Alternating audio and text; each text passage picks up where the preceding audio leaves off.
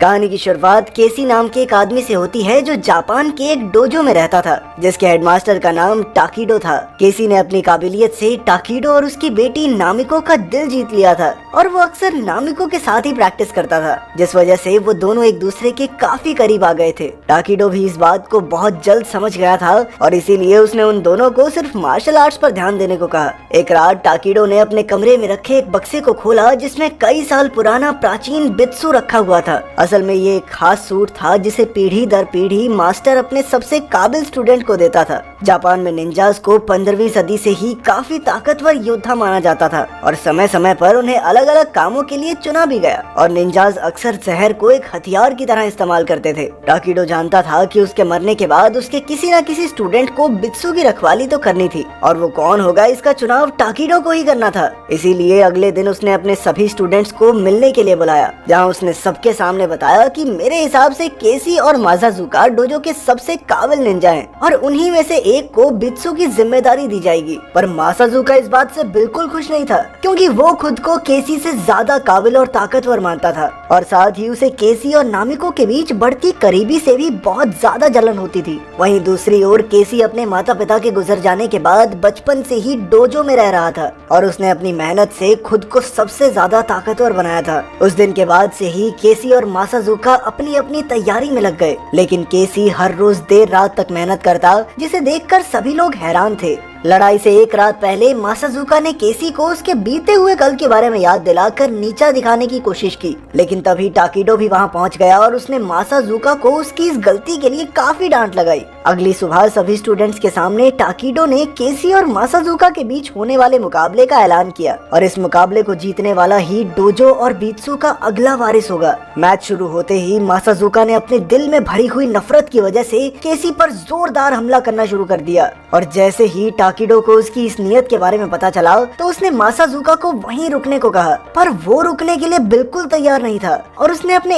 एक हमले से तो लगभग केसी को जान से ही मार दिया था। पर केसी ने अपने बचाव में उसके हमले को रोककर अपनी तलवार से मासाजुका के चेहरे पर हमला कर दिया, जिसके बाद वहां मौजूद सभी स्टूडेंट्स ने बीच में आकर मासाजुका को पकड़ लिया। मासाजुका के ऐसे बर्ताव की वजह से टाकिडो ने उसे डोजो से बाहर निकालने का फैसला किया, जिससे मासाजुका बिल्कुल भी खुश नहीं था और उसने एक दिन पूरे डोजो से बदला लेने का वादा किया। कुछ सालों बाद यूएसए में रिंग नाम के एक खास ग्रुप की मीटिंग चल रही थी, जहां उसके नए सदस्यों की छाती पर उनका निशान बनाया जा रहा था। वहीं दूसरी ओर रशिया की दो सबसे बड़ी कंपनियों का रिंग के साथ एक विवाद चल रहा था और इसीलिए एक खास निंजा को कंपनी हेड्स को मारने का आदेश मिला। यह निंजा कोई और नहीं बल्कि मासाजुका ही था, जिसने बड़ी ही आसानी से अपना काम पूरा भी कर दिया। कुछ दिनों बाद डोजो में टाकिडो ने सभी लोगों को इकट्ठा किया, क्योंकि वो अब अपने कंधों से बित्सु की जिम्मेदारी हटाना चाहता था और उसके मुताबिक बित्सु को अब उसके अगले वारिस के हवाले करने का समय आ गया था। पर तभी मासाजुका भी वहां पहुंच गया और वो चाहता था कि टाकिडो उसे ही वो बित्सु दे, पर टाकिडो ने ऐसा करने से साफ मना कर दिया। उसने मासाजुका को फौरन वहां से जाने का हुक्म दिया। मासाजुका ने उसे दोबारा याद दिलाया कि अभी तो जा रहा हूँ, लेकिन बदला जरूर लूंगा। उसकी ये बात सुनकर टाकिडो समझ गया कि जल्द ही उनके ऊपर हमला होने वाला है और इसीलिए उसने बित्सु को संभालने की जिम्मेदारी केसी को दी, क्योंकि उसके मुताबिक सिर्फ केसी ही नामिको और बित्सु का ध्यान रख सकता था। जिसके बाद केसी और नामिको बित्सु को लेकर न्यूयॉर्क पहुंच गए, जहां उन्होंने टाकिडो के एक पुराने दोस्त प्रोफेसर गैरिसन की मदद से बित्सु को एक यूनिवर्सिटी में छुपा दिया। वहीं दूसरी ओर मासाजुका अपने हमले की तैयारी कर रहा था, पर टाकिडो पहले से ही उसकी नियत के बारे में जानता था और इसीलिए वो पूरी तैयारी के साथ मासाजुका का इंतजार कर रहा था। वहीं दूसरी ओर केसी अमेरिका में बेफिक्र होकर गैरिसन को अपने बचपन की कहानियां सुना रहा था। उसी शाम मासाजुका ने डोजो पर हमला कर दिया और देखते ही देखते उसने सभी स्टूडेंट्स को मार गिराया, जिसके बाद वो अपने मास्टर टाकिडो के पास पहुंचा। उसे बित्सु के न्यूयॉर्क में होने की खबर नहीं थी, इसीलिए वो टाकिडो को खत्म करके बित्सु को अपने साथ ले जाना चाहता था। पर थोड़ी देर बाद ही वो समझ गया कि वो इतना ताकतवर नहीं है कि टाकिडो को हरा सके, इसीलिए उसने कमरे की लाइट बंद करके अपने नाइट विजन का इस्तेमाल किया। टाकिडो भी ध्यान लगाकर अपनी शक्ति का इस्तेमाल करने की कोशिश कर रहा था, पर तभी मासाजुका ने उसके गले में जहर से भरी हुई सुई मार दी, जिसके बाद टाकिडो को उसे डोजो में रखने के अपने फैसले पर पछतावा होने लगा। पर मासाजुका को अब इस बात से कोई फर्क नहीं पड़ता था और उसने एक ही बारी में टाकिडो को खत्म कर दिया। उसी वक्त नामिको भी अपने पिता को फोन कर रही थी, जिसकी घंटी मासाजुका को सुनाई दी। और जब उसने फोन पर गैरिसन का नाम देखा तो वो तुरंत ही समझ गया कि बीत्सू को न्यूयॉर्क में छुपाया गया है और उसने तुरंत ही अपने ग्रुप रिंग में फोन करके गैरिसन के बारे में पता लगाने को कहा। अगली सुबह गैरिसन के बारे में पता चलते ही मासाजुका वहाँ मौजूद सभी लोगों को खत्म करने चला गया। इस हमले में गैरिसन और उसका पूरा परिवार मारा गया, पर केसी और नामिको फिर भी किसी तरह वहाँ से बचकर भाग निकले। थोड़ी देर बाद टीवी देखने पर उन्हें पता चला कि गैरिसन और उसके पूरे परिवार के कत्ल का इल्जाम उन्हीं दोनों पर लगा दिया गया था, जिस वजह से अब पुलिस उन्हें चारों तरफ ढूंढ रही थी। नामिको फिर भी पुलिस से मदद लेना चाहती थी, पर केसी जानता था कि पुलिस उनकी बात सुने बिना उन्हें जेल में डाल देगी, जिसका फायदा उठाकर मासाजुका आराम से बित्सू को चोरी कर सकता है और इसीलिए उन्हें सबसे पहले बित्सू को किसी महफूज जगह पर छुपाना होगा।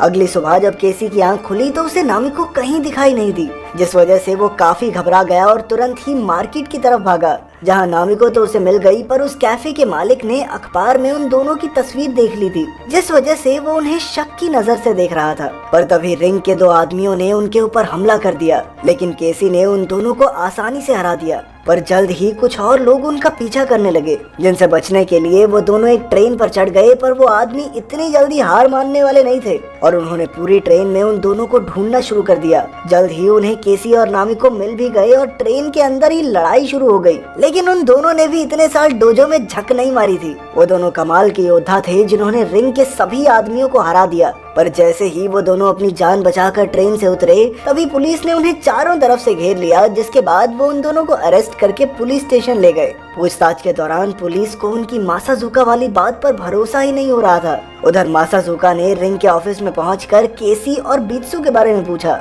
जिस पर उसे जवाब मिला कि उनके पास बीत्सू का कोई सुराग नहीं है। और वहीं दूसरी तरफ केसी भी अब पुलिस की हिरासत में है। ये सुनकर मासाजुका को बहुत ज्यादा गुस्सा आया और उसने अपने एक आदमी को सबके सामने मार डाला और साथ ही उसने उन सबको जान से मारने की धमकी देते हुए जल्द से जल्द बीत्सू को ढूंढने को कहा। उसी रात मासाजुका नामिको का वकील बनकर पुलिस स्टेशन गया, जहां अंदर जाते ही उसने पुलिस स्टेशन की बिजली काट दी और अंधेरा होते ही उसने एक एक करके पुलिस ऑफिसर्स को मारना शुरू कर दिया। उधर एक पुलिस ऑफिसर केसी को कमरे में ही बंद करके बिजली के बारे में पता करने चला गया। दूसरी तरफ दो पुलिस ऑफिसर्स नामिको को लेकर बाहर आए, पर मासाजुका ने उन्हें भी मारकर नामिको को अपना कैदी बना लिया। केसी भी किसी तरह से अपना हाथ खोलकर कमरे से बाहर निकला, लेकिन फिर उसकी नजर वहां पड़ी हुई लाशों पर गई और उसी वक्त उसके सामने वो पुलिस ऑफिसर भी आ गया। इधर केसी वहां से भागने की कोशिश में लगा ही हुआ था कि तभी मासाजुका ने उस पर हमला कर दिया, पर केसी ने किसी तरह उस पुलिस ऑफिसर की जान बचा ली,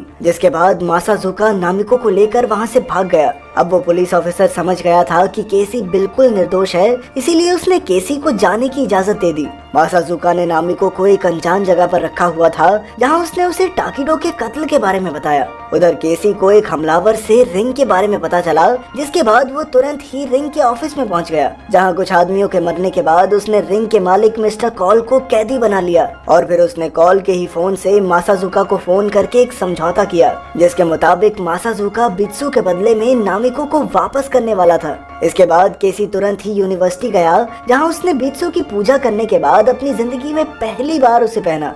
उधर मिस्टर कॉल ने अपने आदमियों को केसी और मासाजुका को जान से मारने का आदेश दिया। थोड़ी देर बाद मासाजुका नामिको को लेकर केसी की बताई हुई लोकेशन पर पहुंच गया, जहां पहुंचते ही केसी ने बित्सू के डब्बे को नीचे लाते हुए उसे नामिको को आजाद करने को कहा, लेकिन असल में वो डब्बा बिल्कुल खाली था, जिसे देखते ही मासाजुका गुस्से से भर गया और तभी उसके सामने केसी आया, जिसने बित्सू पहना हुआ था। पर उनकी लड़ाई शुरू होने से पहले ही रिंग के आदमियों ने उन पर हमला कर दिया, जिसके बाद उन तीनों ने एक साथ मिलकर रिंग के आदमियों का मुकाबला किया। नामिको बित्सू में मौजूद एक खास तीर कमान का इस्तेमाल कर रही थी और तीनों ने एक साथ मिलकर बड़ी ही आसानी से रिंग के सभी आदमियों को खत्म कर दिया, जिसके बाद मासाजुका और केसी आपस में लड़ने लग गए। पर इसी बीच मासाजुका ने एक पाइप से नामिको को वही जहर वाली सुई मारी, जिसका इस्तेमाल उसने टाकिडो को मारने के लिए किया था और इस जहर का एंटीडोट भी उसी के पास था और उसने जानबूझकर केसी की आंखों के सामने वो एंटीडोट जमीन पर गिरा दिया। इसके बाद मासाजुका ने खुद को गायब करने की खास निंजा टेक्निक का इस्तेमाल करते हुए केसी पर हमला करने की कोशिश की, पर केसी ने जवाब में टाकिडो की ही निंजा टेक्निक का इस्तेमाल करते हुए मासाजुका को एक गहरा घाव दे दिया। इसके बाद वो तुरंत ही नामिको के पास पहुंचा जो अब तक बेहोश हो चुकी थी, और तभी उसे याद आया कि एक बार टाकिडो ने उसे बताया था कि बित्सु की तलवार मारने और बचाने दोनों के काम आती है। उसने तुरंत ही अपनी तलवार के हैंडल से एंटीडोट निकाला और नामिको को पिला दिया, जिसे पीते ही वो वापस होश में आ गई। वहाँ से जाने से पहले केसी ने मासाजुका को भी खत्म कर दिया। अगली सुबह एक पुलिस ऑफिसर उनसे मिलने आया, जिसने उन्हें बताया कि उन दोनों को गैरिसन और उसके परिवार के कत्ल में निर्दोष घोषित कर दिया गया है। साथ ही पुलिस ने मिस्टर कॉल को अरेस्ट करके रिंग के सारे ऑपरेशंस को चकनाचूर कर दिया था। जल्द ही वो दोनों वापस जापान आ गए और उन्होंने डोजो की जिम्मेदारी अपने कंधों पर उठा ली।